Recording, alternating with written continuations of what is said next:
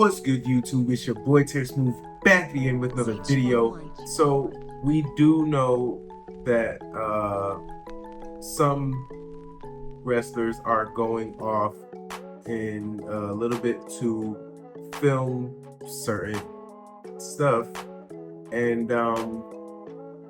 just as an example, I believe Roman Reigns and Cody Rhodes are slated for Street Fighter. You know, Liv Morgan has had her deals in going into the cinema world alongside Becky Lynch and Happy Gilmore. Seth Rollins allegedly would have been in Captain America Brave New World. So like, it's just, you know, a thing. Throughout history, wrestlers have been in movies, small and big casting. And we're gonna be looking at this video by Tap Out Corner, WWE wrestlers who secretly appeared in movies.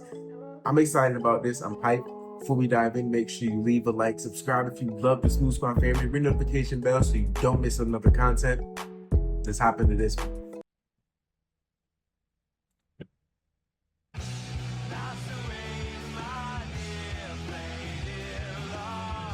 Did you catch it?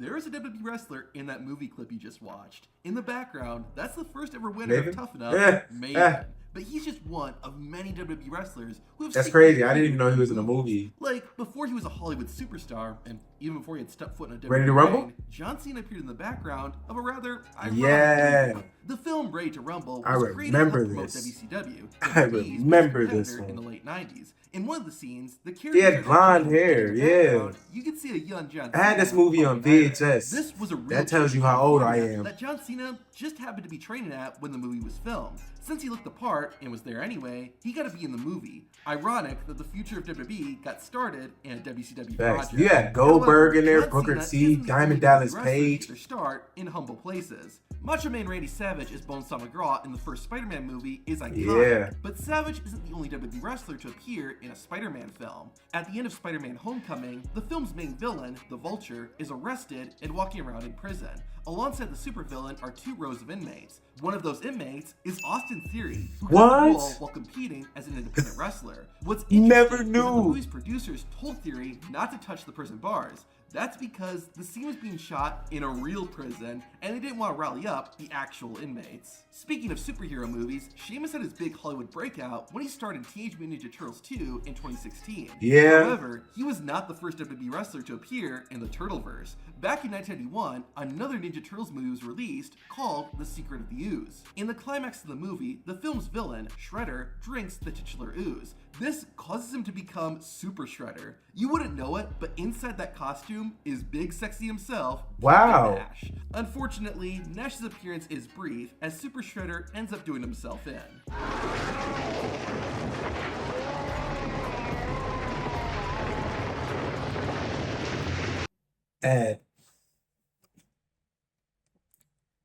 Bro, I never knew that, ever.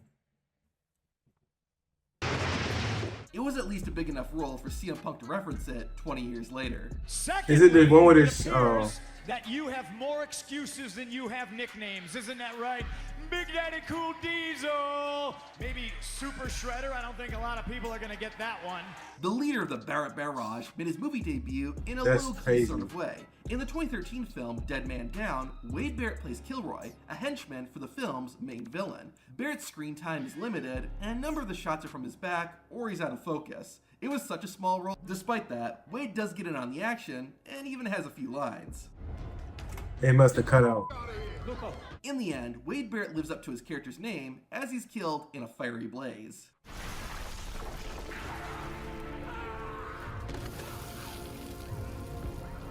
The 2013 action comedy film Pain and Gain features not one, but two WWE wrestlers. The obvious one is, of course, The Rock, who plays an ex-con who teams up with Mark Wahlberg. However, the second wrestler makes a small but pretty cool appearance. While in prison, The Rock gets into a fight with some of the inmates, and one of them just happens to be an Olympic gold medalist. Yep, Kurt Angle and The Rock took their feud from the squared circle and onto That's the big tough. screen. However, I didn't know the that. People's Champion made pretty short work of Kurt Angle. Kurt's biggest mistake, though, was using a headlock and not the ankle lock.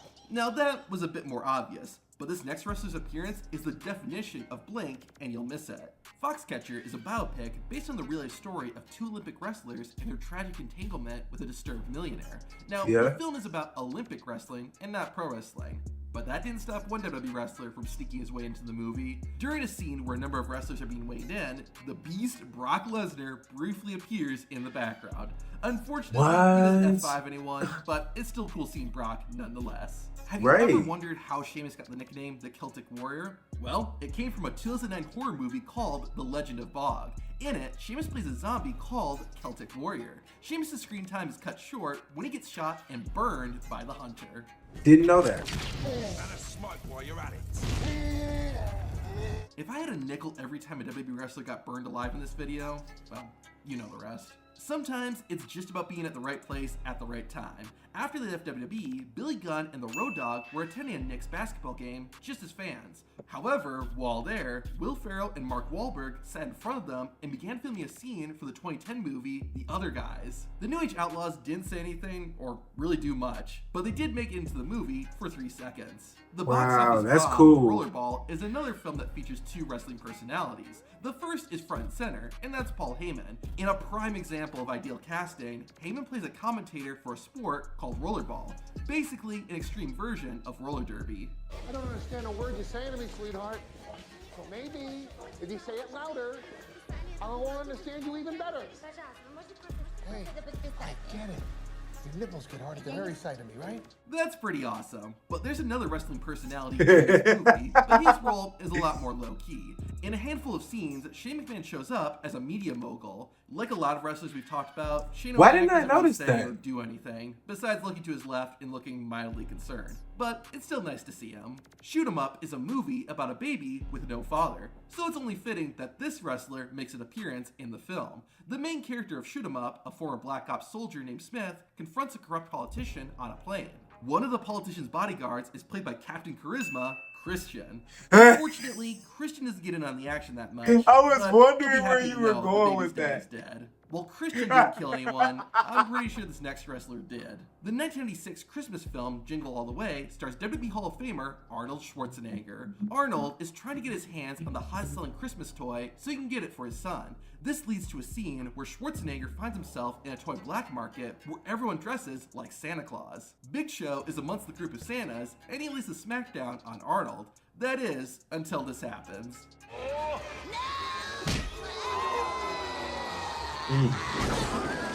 little buddy. Yeah, I'm pretty sure that guy is dead, but it's cool knowing where Big Show got his WMD finisher from.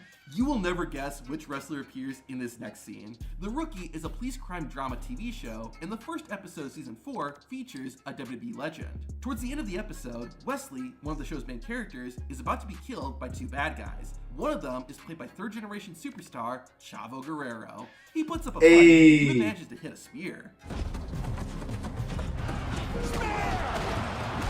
However, it's ultimately a punt kick that does Chavo in.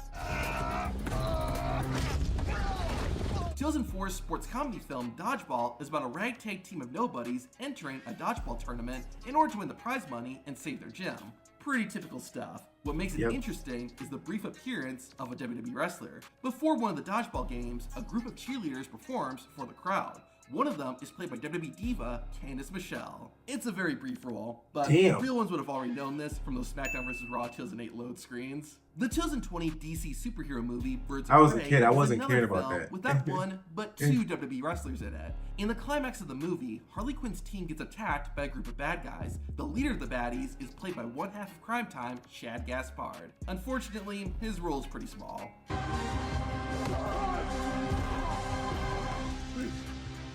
Why didn't I recognize him? But Shad isn't the only WWE alumni in the scene. Most of the bad guys are wearing masks, and underneath one of them is John Morrison. We don't see Jomo's face, but we do see his abs. No homo. The Wrestler is a movie about a wrestler. But what might surprise you is that there are actually quite a few wrestlers in it. For instance, when the main character, a washed-up wrestler named Randy the Ram, goes backstage, we get to see BWO's very own Blue Meanie. However, the best wrestler appearance in the movie has to be R-Truth. Truth is only in the film for a brief moment, but he shows us exactly why we love him. All right. So how you been, man? Oh, hanging and swinging, brother. You swinging? Same thing. Get a drink? You buying?